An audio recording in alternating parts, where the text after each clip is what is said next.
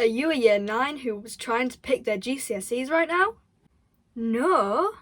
Well, that's probably because I'm late to making this video. Hello, welcome back to another video, and today we are talking about how to pick your GCSE. This video is for everyone, whether you be a year 9, a year 8, a year 7, a year 6, it's never too early to start thinking about it. Here we are, my 5 top tips for picking your GCSEs as someone who has already picked them and is doing their GCSEs in a few months. The first tip is start thinking about it early.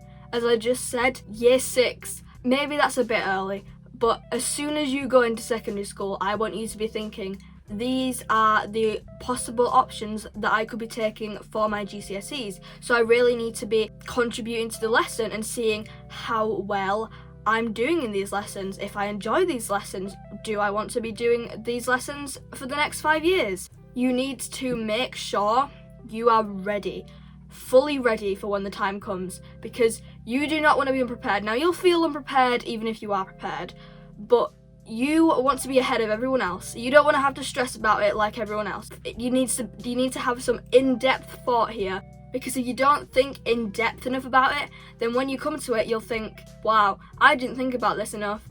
Now I regret taking it. You really need to know what you are taking. You need to measure up the pros and cons, because majority of people that I know who are doing the GCSE options that they have picked themselves do regret at least one of them.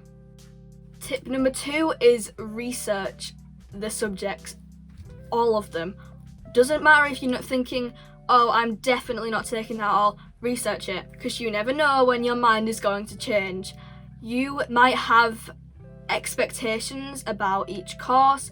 You might think you know what the course is going to entail, but when it comes to it, it might not. That has happened to me.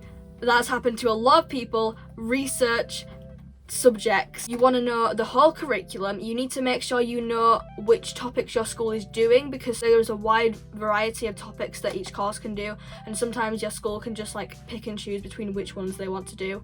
So you might go into a subject thinking you're going to be doing this topic when you're not, and you might just feel disappointed and feel like doing this subject was a waste of time. So make sure that you know the course inside and out. Don't just research the curriculum, look at what other people say about the courses, look at how other people enjoyed the courses. I personally will be making videos on my 4 GCSE options, which will be coming in the future.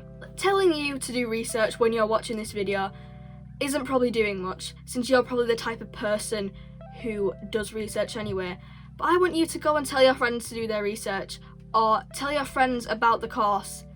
Even if they don't believe you, then you can say I told you so. There's a tip. Number 3. This might sound a bit controversial. Choose what you're good at over what you like. You've probably got everyone from all directions telling you, pick what you like, just pick what you like.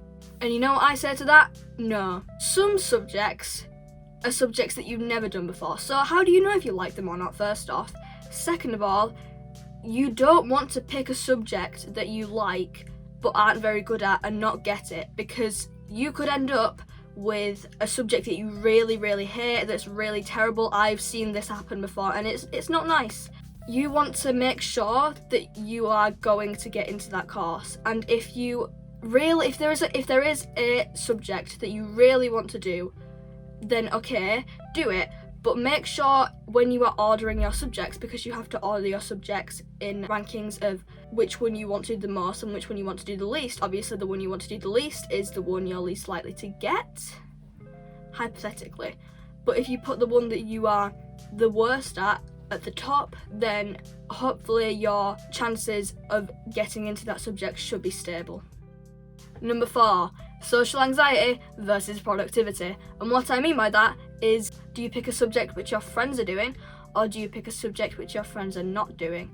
Because if you pick a subject which you have no friends in, you're all alone, you're probably uncomfortable.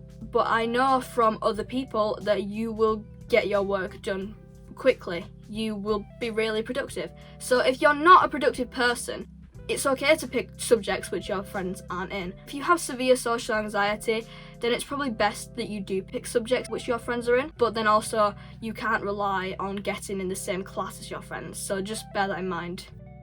And the final tip number 5, think about what you want to get out of it, because obviously in the end you want to get a GCSE out of it, but do you want to just have an easy lesson where you basically don't do anything? Do you want to learn how to work hard, to be productive? You want to be challenged? Do you want to have fun? Do you just want to learn a specific subject? Think about that. Ask yourself that. Do that after you've done the research on the subjects. That is some of the tips I have for this video. I have more. I have a lot more. If you want more, remember, comment down below. I haven't made a real life video in a while, but I'm probably going to be releasing a few in the future because I'm filming them right after each other, because I don't have time to be making videos right now. I've got mocks coming up soon. Thanks for watching. Bye!